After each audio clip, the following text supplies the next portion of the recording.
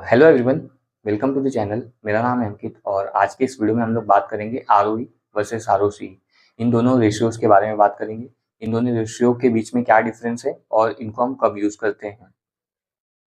Mostly मैंने ऐसा देखा है, अगर आप स्टॉक मार्केट में काम कर रहे हैं या फिर स्टॉक एनालिसिस कर रहे हैं तो डेफिनेटली आपने आरओई और आरओसी के बारे में सुना होगा। ज़्यादातर आपने लोगों से ये भी सुना होगा कि अगर किसी कंपनी का आरओई ज़्यादा है तो वो कंपनी अच्छी है। हालाँकि ये पूरा ये ट्रू तो है पर 100% ट्रू नहीं है। आरओई और आरओसी दोनों ही एक रिटर्न रेशियो है, लेकिन इनका दोनों का यूज़ डिफरेंट चीज़ों को मेज़र करने के लिए किया जाता है। तो स्टार्ट करते हैं आरओई से। आरओई क्या है? ROE stands for return on equity. जैसा कि आपको नाम से ही पता चल रहा है कि आपने कितना रिटर्न कमाया अपनी इक्विटी पे। तो सिंपल वर्ड्स में आरओई से हमें पता चलता है कि कंपनी ने शेयर होल्डर्स के पैसों पर कितना प्रॉफिट जनरेट किया है। फॉर एग्जाम्पल, मान लो कि आपके पास 1 लाख है और उससे आप कोई बिजनेस स्टार्ट कर रहे हो और ईयर एंड में आप बिजनेस करके 20,000 रुपीज़ का प्रॉफिट कर रहे हो। तो आपका आरओई क्या हो जाएगा? आपका आरओई हो जाएगा नेट प्रॉफिट जो कि है 20,000 डिवाइड बाय 1 लाख, जो आपने अपना कैपिटल लगाया, तो आपका आरओई आएगा 20%। इस केस में हमको एक चीज समझना ये जरूरी है, क्योंकि इस केस में हम लोगों ने डेट नहीं लिया, लोन नहीं लिया, तो इस केस में आरओई ज्यादा इंपॉर्टेंट हो जाती है। आरओई इंपॉर्टेंट होता है उस केस में जब बिजनेस पे डेट कम हो या ना के बराबर हो और बिजनेस एक असेट लाइट बिजनेस हो जहाँ पर ज्यादा असेट्स की जरूरत ना हो, जैसे businesses like IT, consulting, CA firms या फिर डिजिटल प्लेटफॉर्म्स, जिसमें ज़्यादा असेट्स नहीं लगता है। फॉर एग्जांपल, अगर हम लोग आईटी में देखें तो आईटी में सबसे बड़ा एक्सपेंस क्या होता है? पीपल और लैपटॉप प्लस उनकी स्किल्स। प्लेटफॉर्म बेस्ड बिजनेसेस में क्या होता है? प्लेटफॉर्म को मेंटेन करना, जैसे आईईएक्स हो गया, इंडियन एनर्जी एक्सचेंज। वहाँ पर क्या है? आपके पास एक प्लेटफॉर्म है जहाँ पर आप इलेक्ट्रिसिटी बाय एंड सेल कर सकते हैं, ट्रेड कर सकते हैं। तो सिमिलरली इन सारे बिजनेसेस में हमको आरओई ज़्यादा इंपॉर्टेंट हो जाता है। अब समझते हैं आरओसी क्या है। ROC stands for return on capital employed. तो बेसिकली जैसा कि आपको इसके डेफिनेशन से ही समझ रहा है कि आपने जो कैपिटल एम्प्लॉय किया है उस पर आपको कितना रिटर्न मिल रहा है। आरओसी जो है ना, वो बिजनेस की इफिशियंसी को मेजर करता है। वो पता करता है कि बिजनेस जो है कैपिटल को कैसे यूज कर रहा है, इफिशियंटली यूज कर रहा है या नहीं।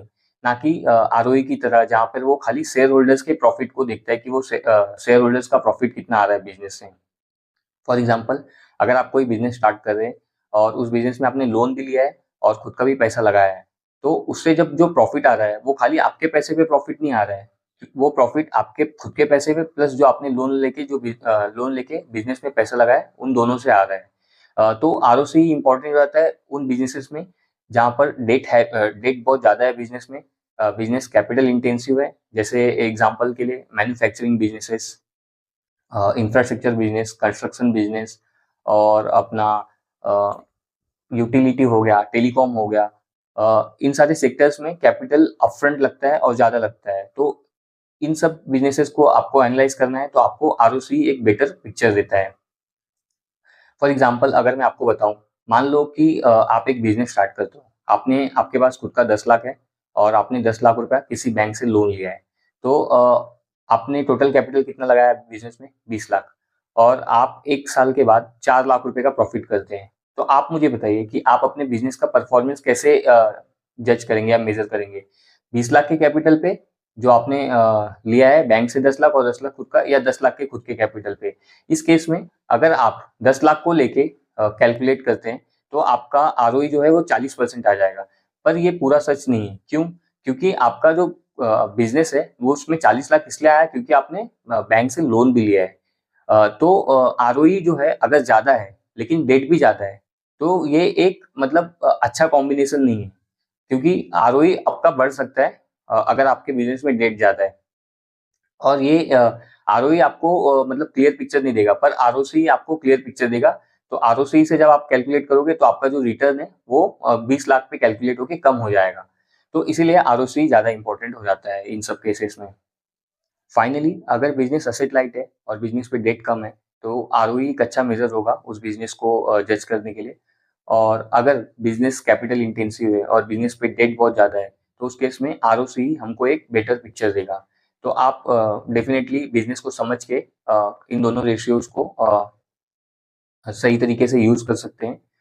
आई होप आपको इस वीडियो में आरओई और आरओसी के बीच का डिफरेंस समझ में आया हो। आरओई को कब यूज़ करना है, आरओसी को कब यूज़ करना है, ये समझ में आया हो। अगर आपके मन में स्टिल कोई भी डाउट है तो आप डेफिनेटली कमेंट कर सकते हैं। और अगर आपको ये वीडियो पसंद आई है तो आप चैनल को सब्सक्राइब कर सकते हैं। मैं ऐसे ही फाइनेंस और स्टॉक एनालिसिस रिलेटेड और वीडियोस बनाता रहूँगा। तो अगर आपको कोई टॉपिक पे वीडियो चाहिए तो उसके लिए भी आप कमेंट कर सकते हैं। Thank you.